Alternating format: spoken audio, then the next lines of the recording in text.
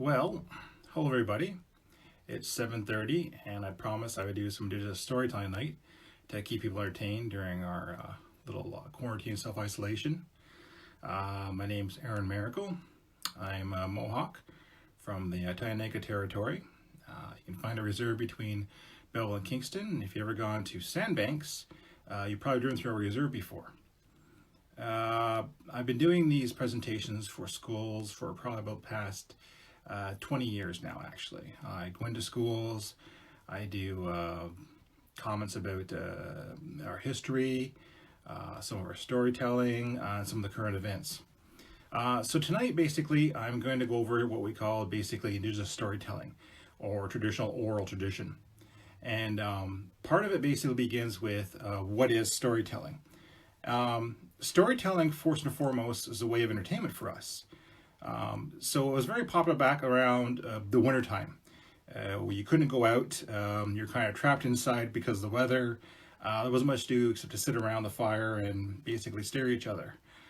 So storytelling was a way of basically, basically doing Netflix back then. And it was a very big thing when a storyteller came to the village because not like everyone can fish or hang a door, not everyone could be a storyteller. So a storyteller was almost like a traveling minstrel. And they would go to village, and their arrival would be kind of like a big event and a big holiday. And when they showed up, everybody would be basically like, oh, all right, it's going to be really cool and all that.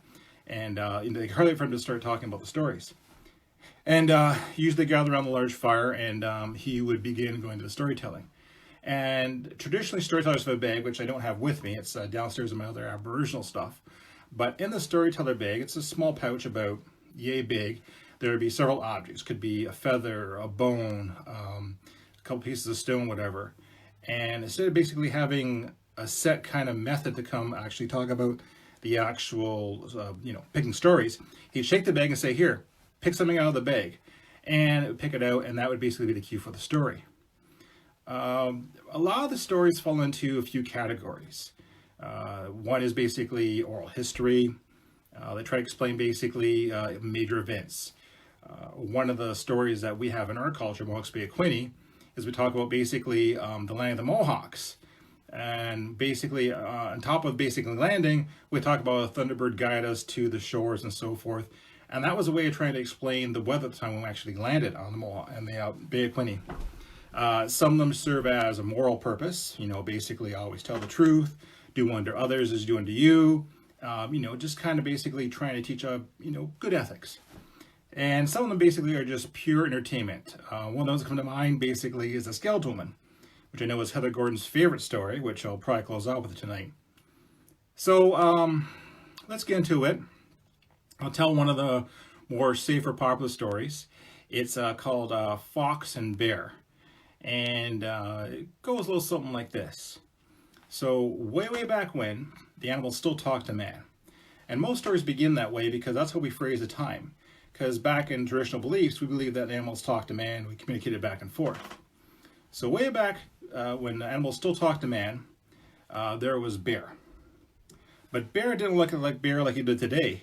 Bear had a great big long beautiful tail. And you know what? He let everybody know it. And so Bear would be walking through the woods, and he's like walking around. And there'd be rabbits, hey Bear, come over here and play with us. And Bear goes, oh, I'd love to play with you, except, hey, you know what we should do first? Well, look at my long, beautiful, magnificent tail. And the rabbits would go, yeah, okay, Bear, that's pretty good and all that. And Bear goes, yes, it's fantastic, isn't it? And, the bear would keep on walking. And there were the squirrels. The squirrels would, hey, Bear, can you help us get the nuts down? We're trying to get some food here. It's getting cold here. It's kind of like winter kind of thing. And Bear goes, oh, I'd love to help you get some nuts, but you know what we should do first, though? Get this, look at this long, beautiful tail I have. Isn't it amazing? Yes, Bear, the squirrel says. The tail is amazing. Well, thank you. I thought so myself very much. And Bear walked down a little more, right? And there were some wolves sitting around, and like, oh, wow, Bear, can you come over here and give us help here? We're trying to figure out basically, which side of the stream is nicer to live on. And Bear goes, oh, I know that. But first, you know what? Let's talk about basically my long, beautiful, amazing tail. And this went on and on and on. Until finally, all the animals got together without Bear and said, look, we got to do something about this because, we can't take this much longer. It's just totally annoying. Who's got an idea what to deal with them? Fox goes, I got an idea. Oh, okay, you do? Yeah, leave it to me. Okay. So next morning, Bear was going out, looking around for someone to admire his long, beautiful tail with, basically. And he sees Fox. And he goes, hey, Fox, I'm not sure what you're doing here, but why don't we stop and admire my long, beautiful tail? The Fox goes, I'd like to, but I'm going fishing. Oh, says Bear. Fox goes, yeah, I go down to the stream, the pond, and I put my tail in the pond, and it's so good looking, the fish bite it, and I pull it out. I must catch like 2-3 fish whenever I go out. Well, says Bear, your tail is so cool you must catch 2-3? I bet you I catch 2 or 3 dozen with my long, beautiful tail. And Fox goes, well, yeah, maybe. Bear goes, no. Let's try this. So Fox and Bear go down to the pond. And, it's kind of like weather like it is today. A little cool, a little bit of snow on the ground, but the pond, is still pretty open. So Fox is down by the edge of the pond, puts his tail in, and he waits. And Bear does the same. And they wait. And they wait. And you know what? They don't catch anything. Finally, Fox says, you know what, Bear, maybe we should just give up. Maybe our tails just aren't that great. No, Bear says. My tail is absolutely amazing. We got to catch some fish. And Fox goes, it's getting kind of late. We should just give up. No, nonsense. If I give up, I don't have the best tail in the forest. Fine, says the Fox. So the Fox goes home, and he sleeps. He gets up next morning, and he goes back down the pond. And what does he see? He sees Bear laying there on the shore, fast asleep, with his tail frozen in the pond. So Fox creeps up on him, and he goes, hey, Bear. Nothing. Gets a little closer. Hey, Bear. Nothing. Gets right up next to him and goes, hey, Bear, wake up. You got a fish on your tail. Bear wakes up. What? When he starts running, pulling, all that, off snaps his tail. He's running to the forest. He goes, hey, everybody, look at the fish I got on my short, stubby tail. All the animals start laughing at Bear and laughing at him. And Bear feels so ashamed, he goes off to a cave. He decides to sleep the rest of the winter. And that's how Bear lost his tail. As you can see from that legend, it's a bit of a lesson in like not being too arrogant, being polite, and also tries to provide some scientific explanation to why bears hibernate. The kids seem to enjoy that one with the tail snapping off and all that. I find it a little kind of gory at times. Another part of our storytelling, basically, that we don't really cover a lot of is prophecy. And I'm a big fan of prophecy.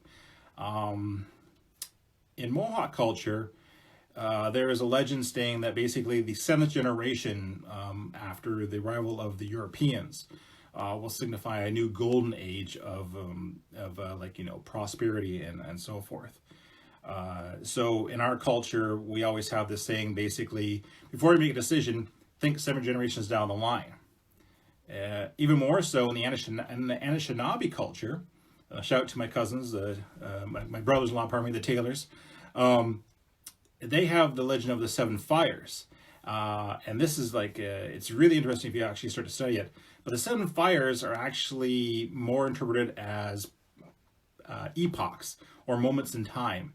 And the first 3 or 4 fires actually describe, in a few sentences, the actual migration of the Ojibwe people up until basically the 7th fire, which, to sum up really quickly, says basically the nation's at a crossroads.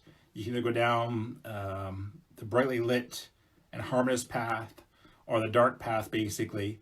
Harmonious path leads to basically a new era of peace and cooperation. A dark path, basically, destruction and ruin. Some Aboriginal scholars try and interpret this basically as the nation has actually stepped back from that 7th fire and actually retreated, basically moving away from the old ways. It's like I said, it's a fascinating study if you look into prophecy and discussion, all that. Creation legends. You've all heard about sky women, falling from the sky, landing on the back of a giant turtle. If you go to the Museum of Civ, I still call it Museum of Civ in Ottawa, they have a sculpture and all that. It's basically it's the Mohawk creation legend. But the Anishinaabe have a different creation legend, which is interesting. But I was told by some of my peers, the Chinese have a creation legend that involves the back of a giant turtle, which I find absolutely fascinating. So the next legend I'm going to talk about basically comes from out west, and it's a Blackfoot legend. And I don't know if this is true or not, but I'm told the Blackfoot people don't kill mice. And this legend, I was told, tries to explain why that's the case. And I gotta get something over here with my little thing here, or my fat face. But so again, the story starts out the same way all stories starts out. Way back when the animals still talked to man, there was an issue, a problem. The creator came down and said, "Okay, animals, you have no leader. Someone's got to lead you." Oh well, hey now. Immediately, everybody spoke up. Okay. First, Beaver says, "No. I want a shot at that. You know, I'm the smartest and all that." Bear goes, "No. I'm the strongest. I should be the leader. I should definitely lead." And Bison spoke up, says, "No. I should be the leader. You know, I'm one of the biggest and solid most animals around." And you know, the argument on and on and on. And they said, "Okay, creator, how are we going to solve this?" The creator goes, So the creator basically waves his hand, finds a small object. He goes, "Here's what you're going to do. So I'm going to take this, I'm going to hide this, and I play a little rhyming song. I'm going to say choose." So he goes, "Beaver, choose." Okay, so Beaver says it's in this hand. And he goes, "You're wrong. It's actually in this hand here, like that." And then everybody goes, "Oh, so here's what you're going to do. You're going to pair off, you're going to hide the die in a hand, and you're going to shake it up like that, and you're going to pick. And if you pick right, you're still in. If you pick wrong, you're out, basically. Last animal in gets to be the leader of the animals." Well, hey now, who doesn't love a good game? And so the animals played, and they played, and they played. As it turns out, it came down to basically Bear and Beaver. But guess what? Beaver had the smaller hands. He was the fastest. He won. And he goes, "All right, thank you very much, all. I am now the leader of the animals. I'm ready to make some decrees." And again, there was a bit of a hubbub rising up. And, you know, like, "Oh, okay, come on, Beaver, you cheated," and all that. And it was going on. Well, this noise caught the attention of Mouse. Mouse kind of just woke up, you know, like mice do, basically around noon, like most teenagers. And they said, "Hey, what's that over there? Sounds like kind of exciting." So Mouse wanders over and goes, "Hey guys, what's going on?" And Bear says, "Well, we had this game where we're hiding the stone and all that, and the winner gets the big prize." "Oh," Mouse says, I love games. Can I play?" Beaver says, Nope, the game's over. I'm one. I'm the winner." And the critter comes down and says, Nope, everybody gets a chance to play." And so they play again. So Mouse goes, "Okay, so I hide the stone in my hand, I shake it up like that, and you pick?" "Yeah." "Okay," Mouse goes, "Here we go." So Mouse goes the old way and goes, "Choose, Beaver." Beaver goes, "It's in this hand." "Nope," Mouse says, So then Beaver tries. Beaver goes, "Okay, I'm hiding it. Pick." Mouse says, "This hand." "You're right." No, Beaver says, "Let's do it." So they go again, and again, and again. And you know what? Mouse won every single time. Finally, Beaver says, "Okay, you know what, Mouse, you win." "Oh, well, that's great. What did I win? Like some berries or some stuff?" No, you get to be king of the animals." Whoa, says Mouse. You know, I didn't know that was in the line. You know, I like to sleep till noon and stuff like that. And says, No, that's the rules. Beaver says, you're king of the animals." And so Mouse goes, "Oh, that's kind of a big job, you know, for a little person like me." And he sees the creator and goes, "Creator, hey, I got a problem." And goes, "What is it, Mouse?" He goes, I like playing games and winning and all that, but it's a too big responsibility." "Oh, so what do you want to do, Mouse?" And Beaver goes, "Oh, I think he's going to make me the leader and all that." Mouse goes, "Can man be the leader of the animals?" "Oh, what do you mean?" says the creator. "Well, he's done a good job, and I think he's pretty smart, and, if he takes care of us, we can basically help each other." "Very good," says the creator. So the creator made man the caretaker of the animals, basically the leader, the caretaker, and, basically grand protector and all that. And in exchange for that role, the Blackfoot people have always remembered that. And that's why the Blackfoot people don't kill mice. If I ever meet a Blackfoot person, I'll actually ask them that, see if that's true or not. Again, it's another element talking about entertainment and all that. Games, my culture are a massive part of my culture. Not just gambling, dice, and all that. But like I said, we had several sports. Obviously, everybody knows lacrosse. As I like to tell the young people when I go speak to them, everybody's seen the actual box lacrosse on there, and I go, "Oh, yeah, that's pretty interesting." I said, "Does anyone know how a traditional lacrosse game ends?"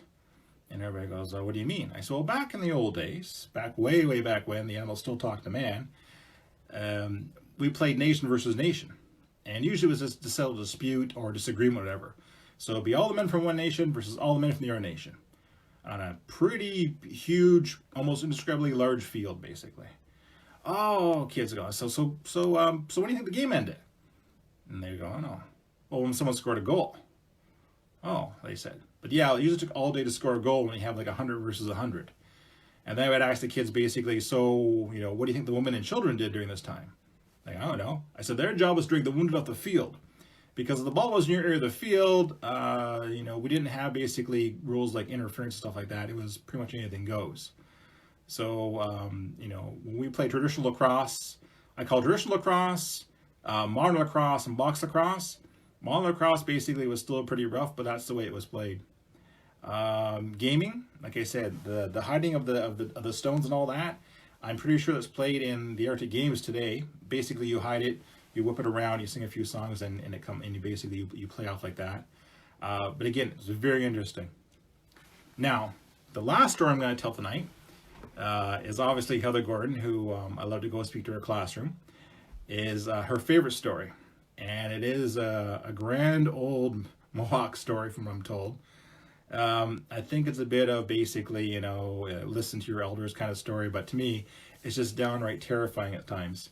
So those with young children and all that, who are usually frightened, all that, if they're frightened by the flying monkeys from Wizard of Oz, you may not want to listen to this or hear this basically, or, like that, because some parts of it, it does involve basically, people getting eaten and stuff like that. So this is your 10-second warning that I'm going to tell the skeleton woman to finish off this broadcast, and I hope any small children out there don't hear it too often, unless you want them to make sure they behave.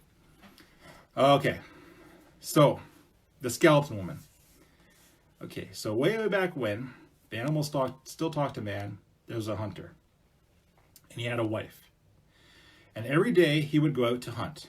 He'd leave just as the sun would come up, and he'd come back just as the sun was coming down. He'd do this day after day after day with his dog. And every day his wife would say to him, "Oh, I'm so bored. I've got nothing to do. Please take me with you." And every day the hunter would say, No, I cannot take you. It's too dangerous and all that. You got to stay here." But every day she would ask him, like, "Oh, please take me with you. I'm so bored. There's nothing to do." And you know what happens when you finally ask someone enough times? They give in. So one day the hunter says, "Fine, I'll take you with me, but you got to listen to one important rule. Don't light a fire." "Oh, yeah, no problem. I can listen to that. No problem," says the wife. So the next morning at sun up, the hunter, the wife, and the dog go out to the forest to go hunting. And after about an hour, guess what? The wife begins. "Oh, I'm tired of walking.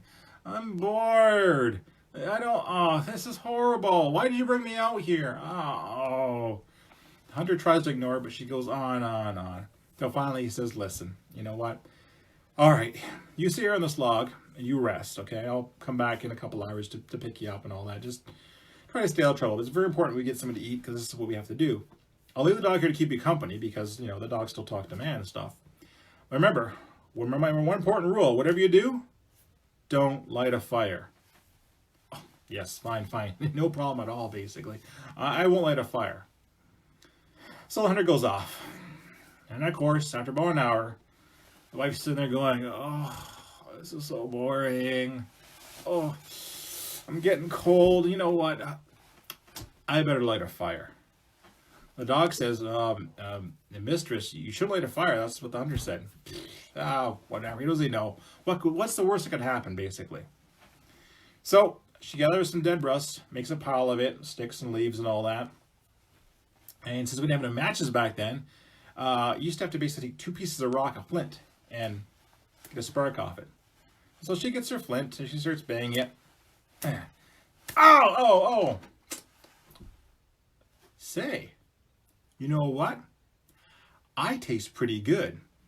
And she eats all the skin and flesh off her hands, off her arms, off her body, off her face, till she's nothing but a skeleton woman. True story. So now there's a skeleton woman standing here, and she goes, oh, that was fantastic. But you know what? I'm still hungry since I'm all bones. And she looks at the dog, she goes, you know what? I'm going to eat you next. The dog says, oh, I don't think so. Dog takes off running to go and warn his master. Skeleton woman goes chasing after him, and as she runs, you hear clickety-clack, clickety-clack, clickety-clack of the skeleton woman chasing after him. Now, when you tell the story, if you can find like a wooden reed wind chime, give it a little shake, works even better. Anyways, back to the story. So the dog's running through the woods. He finally finds the master. He goes, master, I got some bad news. Oh, what is it? Oh, don't tell me, did she? And distance, they can hear clickety-clack of the skeleton woman's bones rattling as she's running through the woods. Oh my goodness, dog, she's coming to eat me, right? The dog goes, yep, she's coming to eat you and me. We got to get out of here. So they start running, and they run, and they run, and they run. In the distance, they hear the clickety-clack of the skeleton woman running, looking for them. And so the hunter's going, I think we're going to make it. Like, whoa. And he stops as there's this wide, raging river before him. And goes, oh, how are we going to get across, dog? It's a wide river. The dog says, don't look at me. I'm just a dog. I only got thumbs.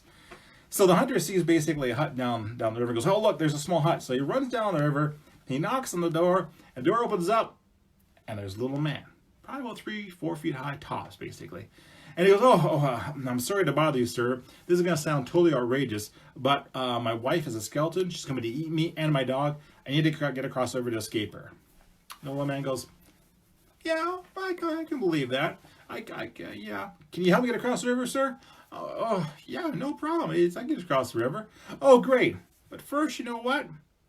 I need some firewood for my fire for dinner. But, sir, did you not hear me? I've got a skeleton woman coming to chase me and it's going to eat me and probably you and the dog. Yeah, no firewood, no cross. Fine, says the hunter. So the hunter goes out into the woods and he starts gathering wood, for the fire. And he's picking up sticks, looking for a nice dry brush and all this. You know what? He's getting a little tired and like, you know what? This seems kind of crazy. And as he starts slowing down, you know what he hears a little closer? Clickety-clack, clickety-clack, clickety-clack of the skeleton woman getting closer and closer. Well, that doesn't just pick up his speed. He runs back there. He's got his armload of wood, knocks on the door. The door opens up. Low man says, yes? Here you go, sir. I got you your firewood. Oh, that's more than enough. Thank you very much. Great. Can we cross? No. He said, no. I need some berries for my supper. Excuse me? Like blueberries, whatever's out in the woods there, it would do just fine. Okay, no problem, says the hunter.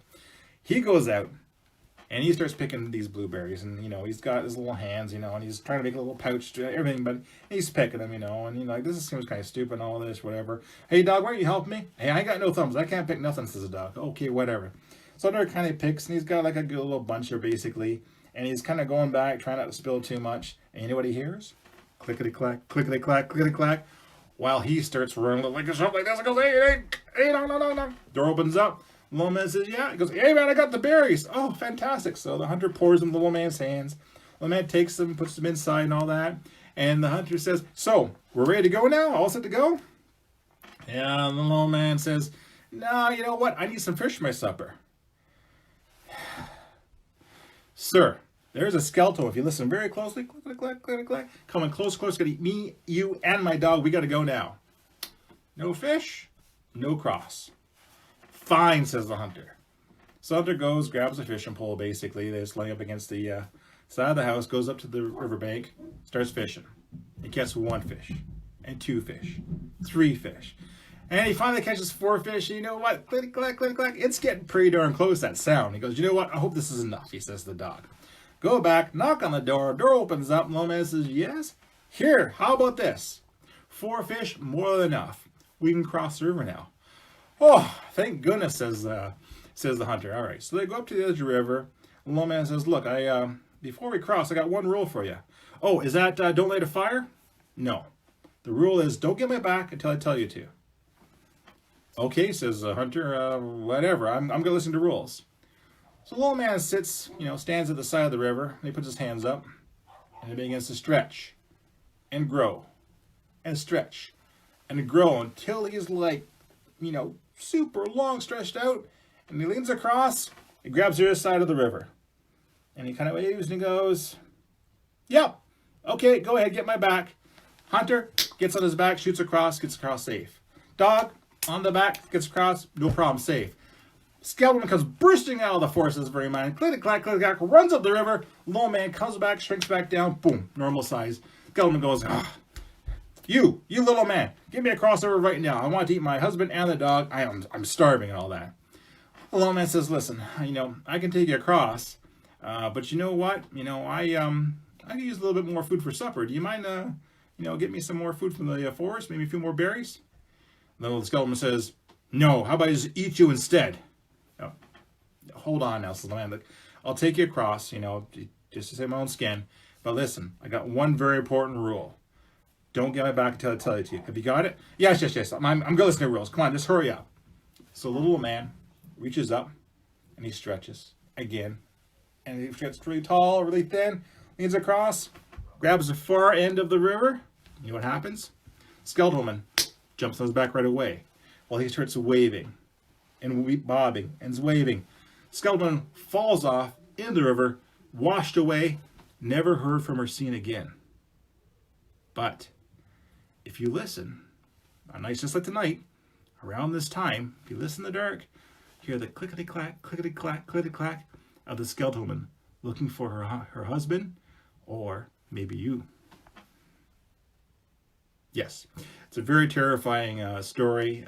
Like I said, you find some hollow bamboo or reed wind chimes, give them a little shake, you're telling it. They hang them up at night in the fall. It has quite a profound effect on people.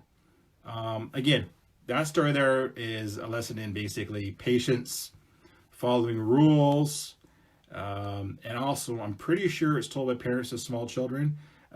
Basically, you better listen or the skeleton's going to come and get you. So that's all I really have for tonight. Hopefully people enjoyed that.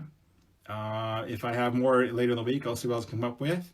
I know I have some other Aboriginal stuff on my laptop I could probably put together.